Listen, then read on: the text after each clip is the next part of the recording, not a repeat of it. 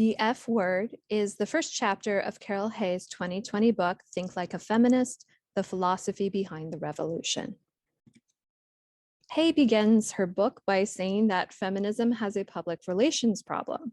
She points out that people frequently say to her, "I'm not a feminist, but," and then follow up this statement with a bunch of ideas that have to do with women's liberation, equality between the genders, etc. So people, even when they hold certain feminist ideas, do not want to be labeled as a feminist. This shows that people think of feminism in a negative way. And there are many examples of popular celebrities like Bjork and Lady Gaga and Taylor Swift who have explicitly said, "I am not a feminist." So Hay talks about the fact that there is an assumption that being a feminist means you have to hate men, or you're scary and aggressive, or you mindlessly affirm any choice a woman makes, which would explain why people don't want to be labeled as a feminist. Although sometimes feminism is popular, especially if Dior makes a shirt. So Hay does want to point out that there are misconceptions about feminism. At the same time, she's not saying that there's just one feminism or there is only one way of being a feminist. There are many diverse ideas of what feminism is or should be. At the same time, feminists tend to agree on three things. First, that women have been disadvantaged. Secondly, that these disadvantages are bad and we should fix them. And third, that these disadvantages are the result of mutually supporting systems of privilege and deprivation that are structurally embedded in virtually every aspect of society. And so sexism is something that is systematic and a part of our society. It's not just about individual choices and decisions. We really have to look at the sort of structures that uphold sexism.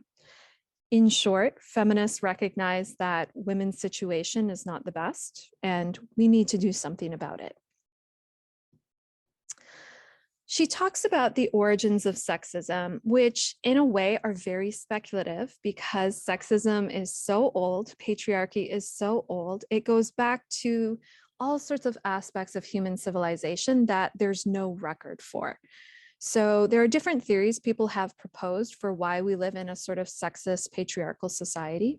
The first one she talks about is John Stuart Mill, who's a 19th century philosopher. He describes sexism as coming from physical differences. Early societies were founded on the principle that might makes right, or the strongest people get to lead and have power. And so men being stronger than women physically was the source of patriarchy. Firestone, a 70s feminist thinker, has a different theory. She describes the sort of biological differences between the genders as creating a social hierarchy. Women have to bear and rear children, which created a division of labor in which women stay at home and are caregivers, and men kind of have the social political power. And then Hay also talks about certain assumptions that are stated in evolutionary psychology that have to do with reproductive differences between men and women, and try to justify why men are aggressive and dominant and women are empathetic and submissive based on their sort of roles that they play in sex and the sort of things that they seek in sexual relationships. But Hay notes that a lot of evolutionary psychology is just restating tired old gender stereotypes and are quite questionable. And so it seems to be less about science and more about using science to just reinstate assumptions people have about women being weaker or more empathetic or emotional or caring. Ultimately, Hay says we don't know where sexism, misogyny, and patriarchy come from historically. It's so old, we don't really have a historical record of where it arose. So she says that where sexism comes from is ultimately irrelevant. Feminism is not about finding the causes of sexism. What we really care about is if it can and should be changed. And she says that the answer to those two questions is a resounding yes. That is what feminism is about, is can sexism be changed and should it be changed? She gives an overview of feminism, and the way that we typically talk about the history of feminism is in waves. There's first wave feminism, which is 18th and 19th century. It focuses on women having equal political and legal rights as men. Mary Wollstonecraft is an example of this. She published The Vindication of the Rights of Women in 1797. It includes the women's suffrage movement, right? Fighting to get voting rights, also trying to get the right to inherit property, to work and make one's own living, own businesses, be able to divorce, have property, have reproductive choices, and at the same time trying to get women to be seen as equal to men in terms of having the same rational abilities. Second wave feminism is 20th century feminism. And it looks at the previous wave of feminism and sees that rights are not enough to ensure that women have flourishing lives. Sexism lurks in all sorts of places that giving people rights doesn't necessarily resolve. Simone de Beauvoir's The Second Sex and Betty Friedan's The Feminine Mystique are two examples of second wave feminism. A lot of second wave feminism is about examining sexism in everyday experiences and interactions between people, and about challenging the norms, habits, and institutions that allow sexism and misogyny. At the same time, second wave feminism splinters into different directions according to different focuses. Then we have third wave feminism, which is more recent. This approaches women's issues in a more intersectional way. It recognizes that previous feminist movements were based on the experiences of privileged white women, and it tries to fix that issue. Rebecca Walker in 1992 coins the term third wave feminism. It has to do with recognizing the way that feminism also plays a role in the history of racism and classicism, and trying to form a way of doing feminism that is also addressing the problems of racism and classism. So it looks at the way that women of color have been ignored by feminist movements. For example, Sojourner Truth's 1851 speech, Ain't I a Woman, points out that she is not treated or seen as a woman. So feminism becomes something where it's no longer about privileging cis, white, straight, middle-class, able-bodied women. At the same time that this is the sort of typical way we talk about the history of feminism, Hay notes that describing feminist history in waves is a little bit misleading. It makes it sound like it's unified and it's a linear progress, that it's just moving in the right direction and each wave is making more and more progress and everything's kind of this unified progression. But in fact, feminism is very diverse. It has inner conflicts and disputes, and so you can't really see it as just one movement. Decolonial feminists point out some of the issues with seeing feminism as one unified thing, which tends to be white feminism or feminism from a white privileged perspective. So decolonial feminists talk about the way that racism and colonialism gives Westerners a superiority complex, and it makes them fail to observe the way that other women, particularly in third world countries, are involved in bargaining with patriarchy.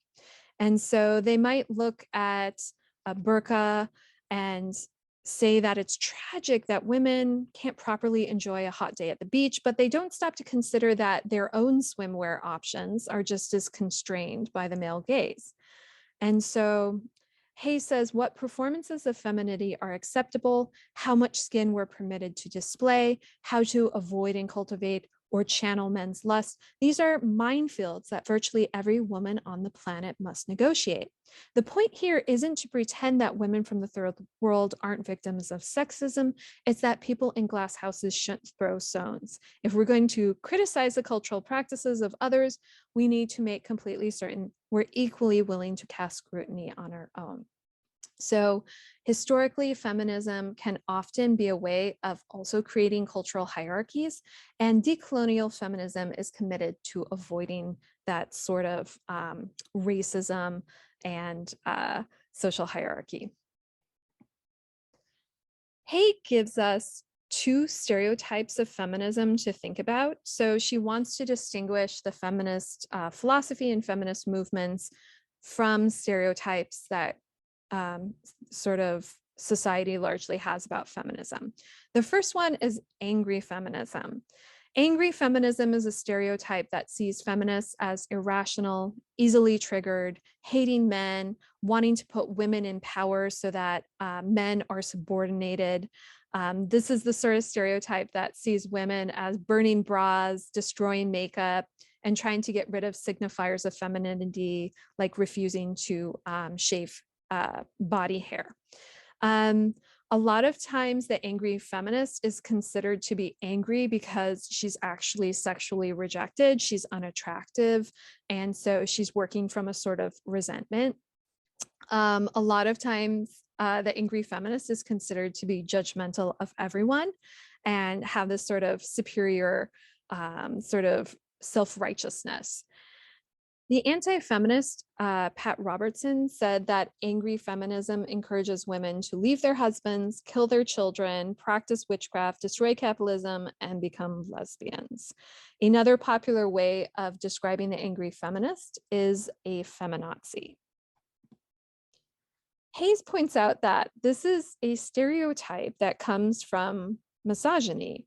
It has to do with the sort of assumption that women exist to make men's lives easier and more pleasant. And men play a role in forming this stereotype because they really think of women often as mothers and girlfriends, people who live to take care of them and make their lives better. She also says that it can come from men having entitlement and not wanting their desires to be questioned, not wanting their social position to be questioned. And it also allows men to write off feminists as nasty women who cannot take a joke. So this is a way of undermining feminism. Women also play a role in this stereotype. Part of it has to do with being horrified because of this sort of ingrained idea that women exist to care for others. And so sometimes women don't recognize their own servile behavior in the ways that they themselves are kind of buying into misogyny. Andrea Dworkin says that it is agony to be fully conscious of the brutal misogyny which permeates culture, society, and all personal relationships. And Simone de Beauvoir also talks about the role that women play in sort of undermining feminism. Freedom can be terrifying, and so it's often easier to follow social norms and to adopt other people's expectations of us. And Sandra Barkley also talks about the way that conventional feminine beauty has a sort of power in heteronormative societies. And so anything that questions these sort of gender roles seems like it might be taking the little power that women have away from them. However, this is a false stereotype about what it means to be a feminist. It fails to recognize there are actually legitimate reasons for women to be angry. So women's anger, especially Black women's anger, is often not taken seriously, and it's very frequently used as an excuse to ignore what they say, particularly when they're raising issues of injustice. So saying someone's too emotional and then not listening to what they're saying is a way of ignoring feminist issues. A lot of feminist thinkers have pointed out that anger is actually really important. Bell Hooks talks about how anger can upset the status quo. And also, it's kind of a good response when people are unkind or terrible to you. Audre Lorde talks about rage as being a powerful tool for changing the world. And Sarah Ahmed also talks about the role of anger. She describes herself as a feminist killjoy because speaking up about injustice often means that you're going to upset other people. So if someone tells a sexist joke and you say, that's not funny, and you get angry, you are a feminist killjoy. She also talks about another stereotype of feminism, which is girl power feminism. And it is the opposite of the angry feminist. The girl power feminist is very socially acceptable because she is sexy, feisty, and fundamentally unthreatening. So you'll notice that it's girl power and not women power feminism. There's something about it that's supposed to be endearing and sweet and not threatening at all. Girl power feminism also has to do with this sort of lean in feminism, this idea of wanting to be successful in the way that patriarchy has defined success, which often involves corporate power or money or other types of sort of corporate privilege. Its concept of empowerment is entirely about the success of individual women, like focusing on an individual CEO and not women collectively. So it ignores the sort of status of women more generally. This type of feminism fits really nicely into capitalism, consumerism, and corporate culture. There are a lot of examples of it in pop culture. Hay talks about the Spice Girls, who used to always say girl power, and Beyonce, who also uses feminism to kind of be a part of her music. So Hay says that anyone who makes money selling an uncritical fantasy of a feel-good sisterhood is likely a girl power feminist. And she also talks about the sort of unreflective sex positivity that girl power feminism tends to have. Um, she is not sort of condoning being against sex or sexuality or being sexy, but instead that a lot of the sort of sex positivity still fits within sort of the male gaze and is not really about women's pleasure or women enjoying their own bodies. The source of this stereotype is very much about not wanting to upset the status quo, not wanting to seem threatening, instead wanting to be socially acceptable and palatable. It's also marketing gold, as Hayes says. Ariel Levy talks about this sort of internalized objectification that some women have, where they live up to this idea of what a woman is supposed to be because it's so thoroughly internalized. And it also is something that is not threatening to men, right? It's a type of feminism that does not ask men to change their behavior or ideas or status in any way, shape, or form. And it's really reassuring, like, girls still want to have fun. Don't worry, I'm not an angry feminist. I'm not a killjoy. So this type of feminism avoids the hard work of examining the social problems of patriarchy and instead just focuses on individuals' choices and achievements. And in this way, it undermines feminism because it can't actually change anything. So these stereotypes are harmful. Hay says it's no coincidence that the angry feminist and the girl power feminist get so much cultural uptake. A lot of people fear change, and a lot of people are invested in maintaining an unjust status quo that benefits them at the expense of others. Each caricature manages to defang feminism of its radical potential, right? So each of these caricatures is a way of taking the fangs away from feminism, making it less radical, taking away its potential to change the world. But real feminism, diverse as it is, already has and will continue to change the world. So when we're talking about feminism, we are trying to think about it in a way where it's actually trying to make interventions in our world. It's actually trying to question the way things are and think about how things should be and imagine a world of different possibilities. Thank you for listening. I'm very excited to hear what you have to say about the F word.